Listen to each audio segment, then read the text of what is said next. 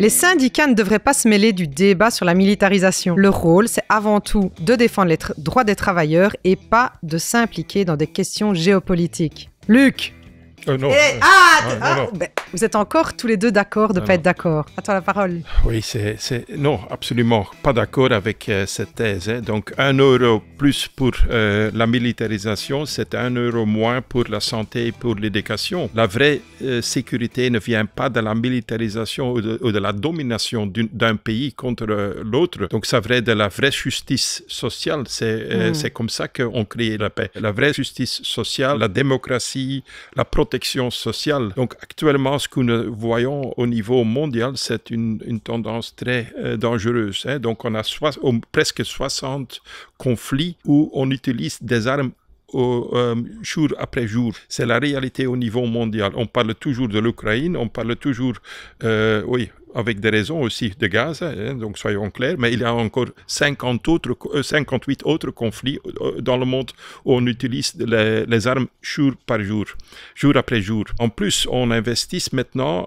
chaque année de plus en plus dans les dépenses donc militaires. Donc maintenant, on est presque à 3 000 milliards de dollars par année. Et en même temps, on voit qu'il y a des milliards de jeunes qui n'ont pas d'accès à l'éducation, ils n'ont pas de protection sociale, il n'y a pas de santé. C'est comme ça qu'on crée...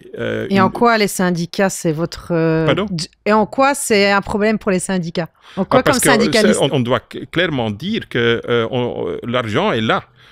Mais c'est un choix politique. C'est pour ça qu'on a besoin de partis comme le PTB pour faire les bons choix au niveau politique, parce que maintenant, on prend les mauvais choix. On investit dans la militarisation, mais on oublie d'investir dans les vrais défis pour le peuple et pour les gens. Et donc, c'est ça que nous devons faire. On doit transférer l'investissement dans la militarisation, on doit le transférer vers les vrais besoins des gens, donc dans les pensions, dans la sécurité sociale et tout ça. Mais on doit le faire aussi au niveau mondial. On a lancé comme CSI, International Trade Union Confederation, le principe de Common Security.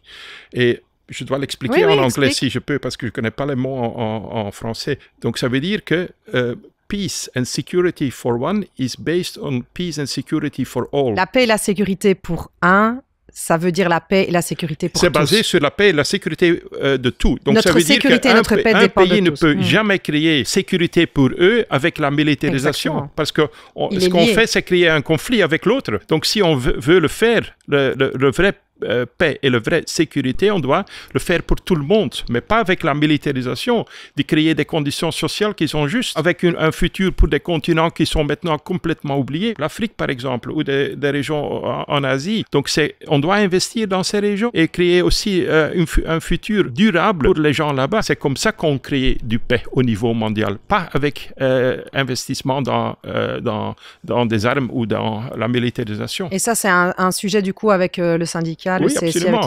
Mais le syndicat, Laura, nous faisons partie du mouvement de paix. En 1919, on a créé le BIT à Genève. Et on a là, immédiatement dans la constitution du BIT, dit, c'était après la Première Guerre mondiale, on a dit, sans paix, il n'y a pas de justice sociale, et sans justice sociale, il n'y a pas de paix. Donc, on a fait le lien entre les conditions de travail et la justice sociale avec la paix. Donc, on a fait le lien. Donc, nous faisons partie du mouvement de paix parce qu'il y a un lien direct entre les conditions de travail des travailleurs et le respect des droits de l'homme et avec la paix. Il y a un lien direct. Donc, nous devons nous engager fort au niveau mondial dans le mouvement de paix. Hilal, je vois que tu hoches la tête, les travailleurs aussi sur le terrain, les retours que tu as sur ce sujet, sur l'importance de prendre ça en main comme syndicat. Évidemment, ça crée des questions et ta question est parfois relayée par le terrain. En quoi c'est important pour un syndicat de s'engager dans tout autre sujet que les conditions de travail. Ouais. Souvent, on nous dit, oui, mais il faut aussi s'occuper de mon salaire. Et la question, c'est de faire le lien entre... Je dis souvent à mes camarades sur le terrain, un gouvernement qui ne prend aucune mesure pour arrêter un génocide à Gaza, c'est certainement pas un gouvernement qui va ouvrir les oreilles sur les pensions. C'est les mêmes logiques. Celui qui n'est pas attentif à la condition des gens à Gaza n'est pas quelqu'un qui sera attentif ou un courant politique qui sera attentif à la condition de travail des gens en Belgique. Il y a un lien entre les combats que l'on mène au niveau international, les combats pour la démocratie. Évidemment, ça fait peur au système capitaliste parce que les organisations syndicales sont des organisations de masse qui sont capables de mobiliser des millions de travailleurs. Et ça fait peur au système quand elles s'impliquent sur autre chose que le périmètre de l'usine. Et ça, ils aimeraient bien qu'on se cantonne à s'occuper du périmètre de l'usine. Ça les emmerde déjà de ça, mais si on pouvait se limiter à ça. Mais évidemment, quand on est capable de mobiliser autant de travailleurs sur les enjeux démocratiques, Luc a parlé, les syndicats ont été impliqués quand on voulait refuser les armes atomiques américaines sur le sol belge. L'apartheid en Afrique du Sud a été aussi un combat des syndicats en front commun en Belgique. Les syndicats ont toujours vite compris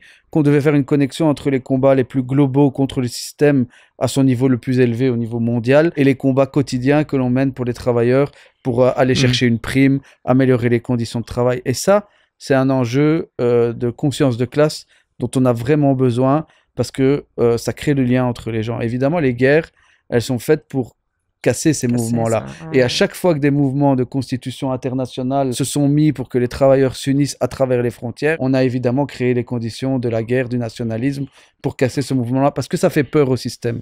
Et si je peux, je dis toujours aussi, quand je rencontre les syndicats au niveau mondial, n'oublions jamais que nous sommes le plus grand mouvement social dans le monde. Il n'y a aucun autre groupe qui peut rassembler plus de 200 millions de membres au niveau mondial. Et je dis toujours, si nous unifions, il n'y a personne qui nous peut arrêter. Unstoppable, en anglais. Donc c'est ça. Et nous devons nous réaliser que nous avons beaucoup de poids, que nous avons beaucoup de pouvoir, mais en unité.